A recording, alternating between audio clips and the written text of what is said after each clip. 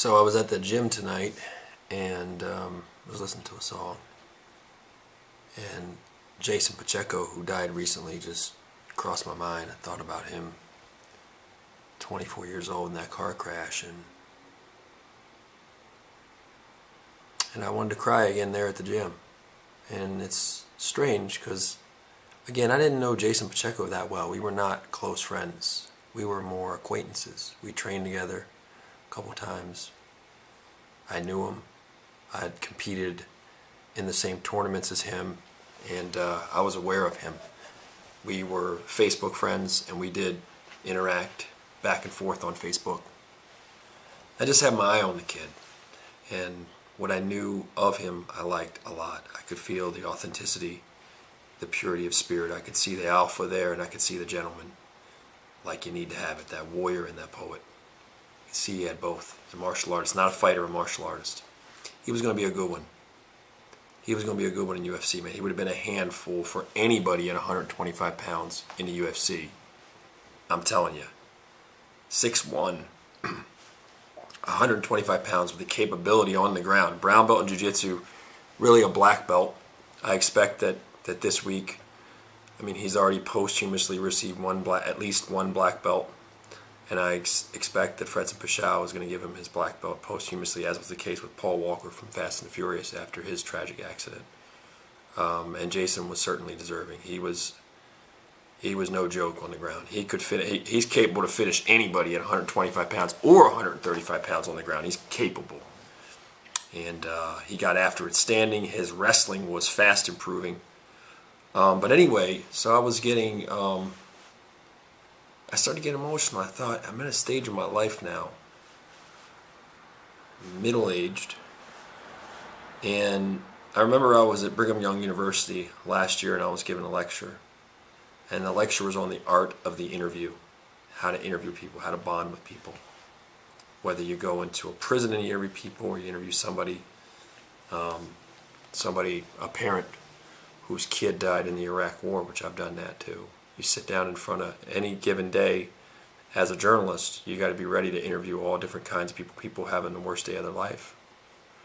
And you got to be able to bond with them like that, and you cannot be judgmental. You've got to see the oneness in people. So I said that to the BYU School of Communications students. And so at the end of class, one of them raised their hand and said, BYU is a Mormon school. What do you mean by oneness? And I don't think I did a good job articulating oneness at the time. But I think I know that feeling now. And oneness, to me, I think of the golden rule, do unto others as we would have them do unto us, do unto others. And when you think of it, so a kid like Jason, I know this is weird, but bear with me, but I was literally thinking, there are different dimensions. And Jason, in my mind, in my way of thinking, has passed to another dimension. Energy can be neither created nor destroyed. It simply transfers. It still exists. And he lives on in another dimension that most, if any of us, we can't touch it. We can't see it. Doesn't mean it doesn't exist. It just means at this dimension, we can't. So, in the do unto others, what if Jason, bear with me, but what if Jason is me in another dimension? What if it hits you so hard because that kid is you at some point in your life, or that kid is you in another dimension? It's crazy, right? What if Jason is me? What if a lot of the people that I see, what if they are me? Not just figuratively, not just do unto them as I would have them do unto me, seeing the me in them, figuratively. But what if literally that is me in another dimension? And what if that's why it hits you so hard? It's like a movie thing, but it's possible. It's possible. And even if I'm wrong, okay, Frank, that's crazy talk. That's not you in another dimension, that's another person. When you look at it that way, you do see the oneness in people. You do empathize more deeply with them. You do empathize with the family.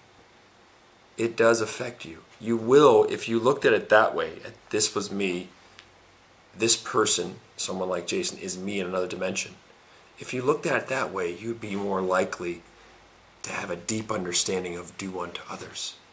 Because you would literally be doing unto yourself.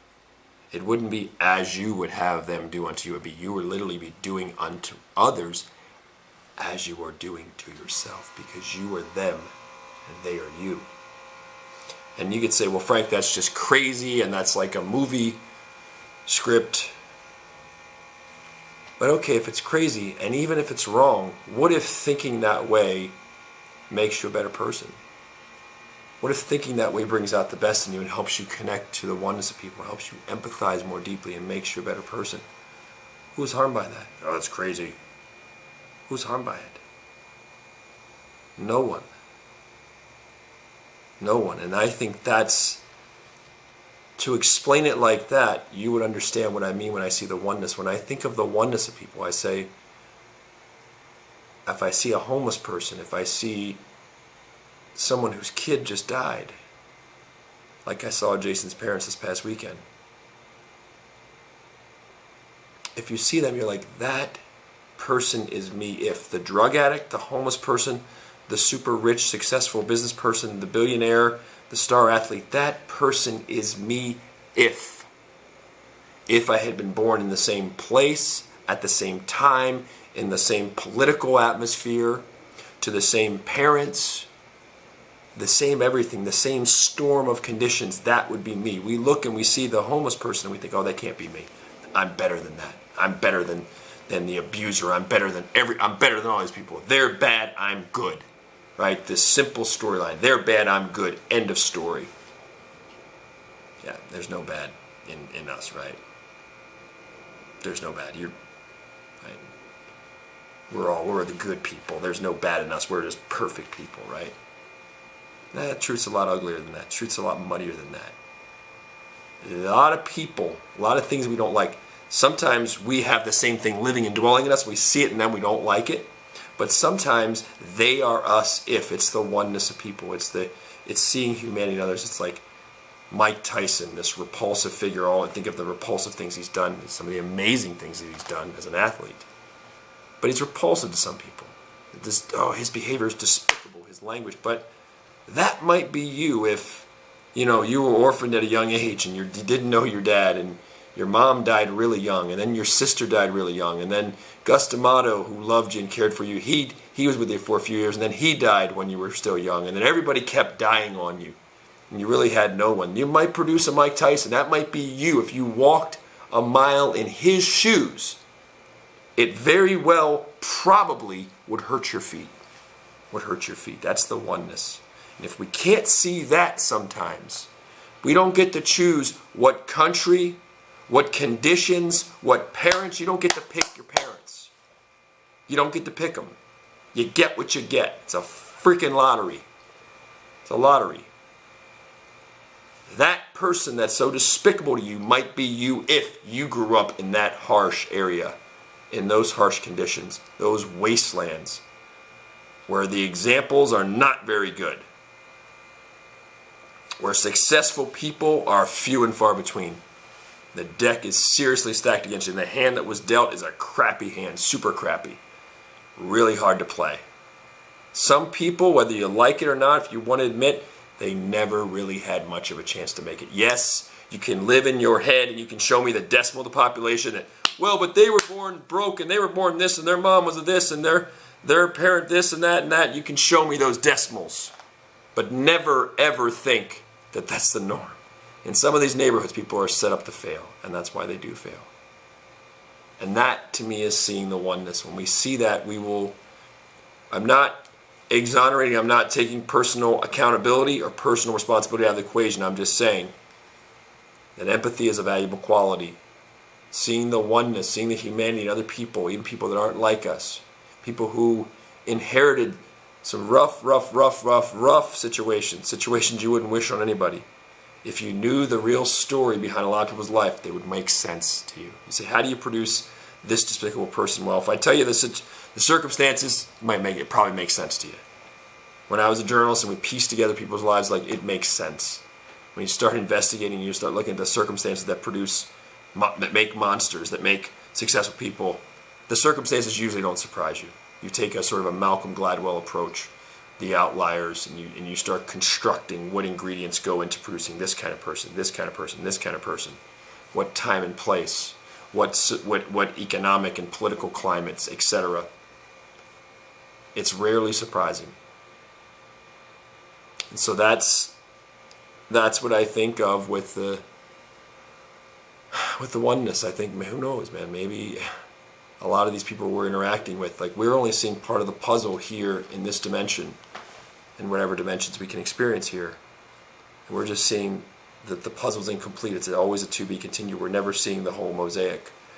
We're just seeing fragments. We're just seeing little pieces. It's beyond our comprehension. It's beyond our brain comprehension. It really is. What is next, what is after it's conjecture, but it's beyond our comprehension. You know, our brains supposedly have the capacity to contain more information than all of the information that's on the World Wide Web right now combined. Our brain is equipped to hold more than that, but we're scratching the surface, right? So, who knows, but if it makes you think better and act better and treat people better, what's the harm in that? That sort of mind trick, or that way of seeing it, right? So that's kind of what I was thinking today. And one other little trick I had,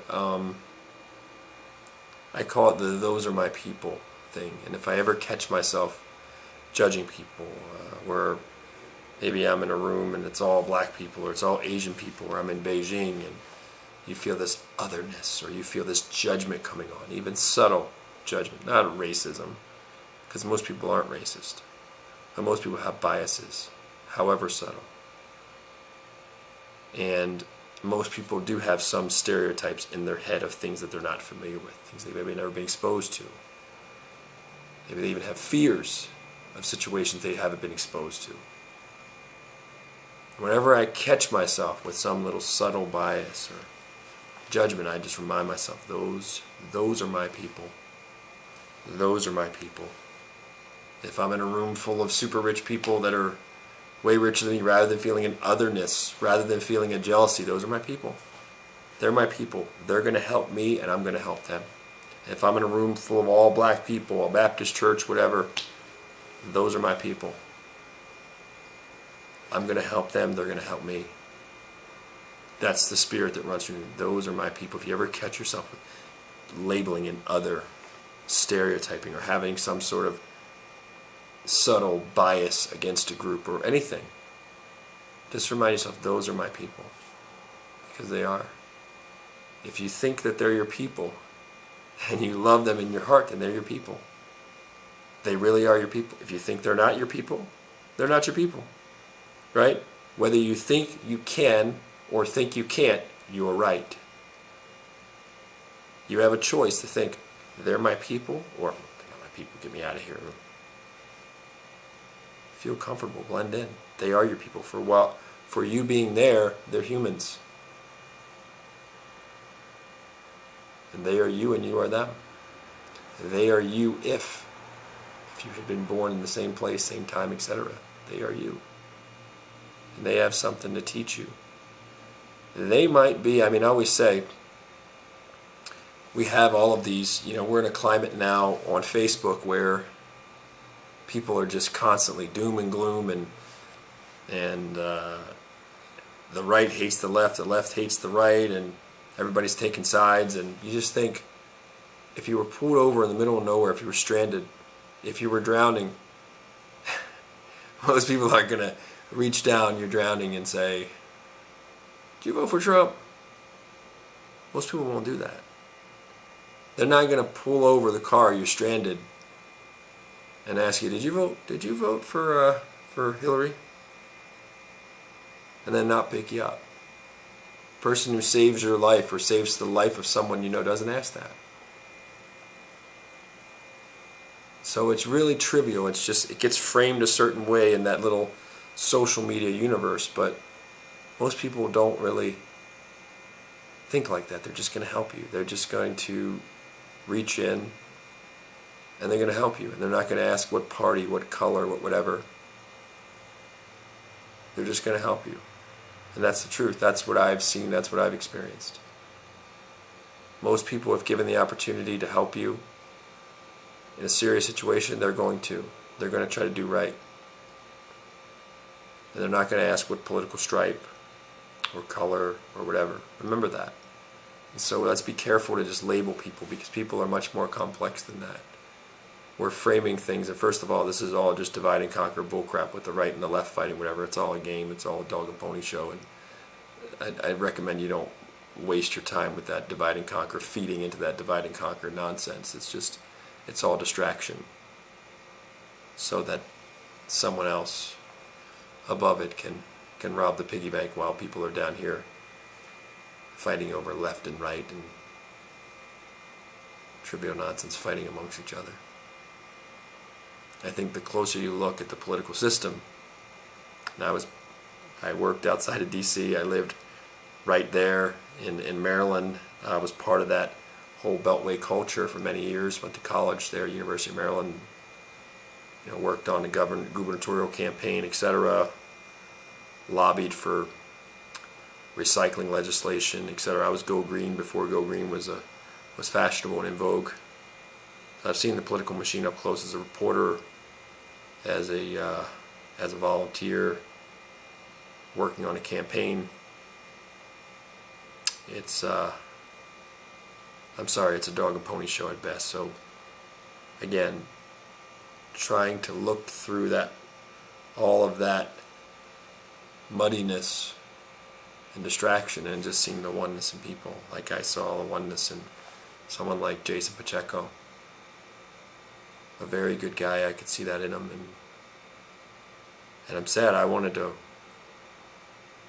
train with him more. I wanted to see his UFC career. I wanted to maybe work with the kid at some point. I really loved his potential.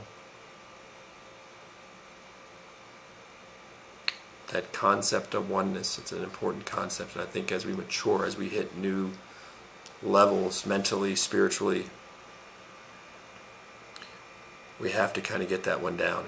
That's a really important one, to get past the labels, the stereotypes, the color thing, all these divisions that get constructed for us.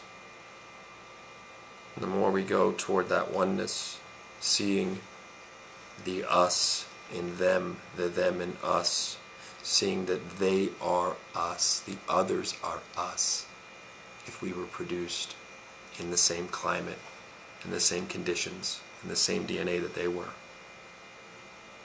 All these other people, they are us. As crazy as it sounds. And that's the whole spirit of do unto others. Do unto others. Figuratively, literally, as you do to them, you do unto yourself. You do unto yourself. In terms of karma too. We get back what we give. Right? So I know that some of this, for some people, is complicated. It's just the stuff I think about. I'm sure a lot of people out there think of it too, and when someone dies, it just puts things in perspective, and you just go around and you're walking around in the gym, and then bam, things just hit you while you're at the gym. The oneness. I hope that something I said resonates. And let me know, maybe you think about these things too. Maybe you have some cool observations that would help me, that would make me see it in a new light too.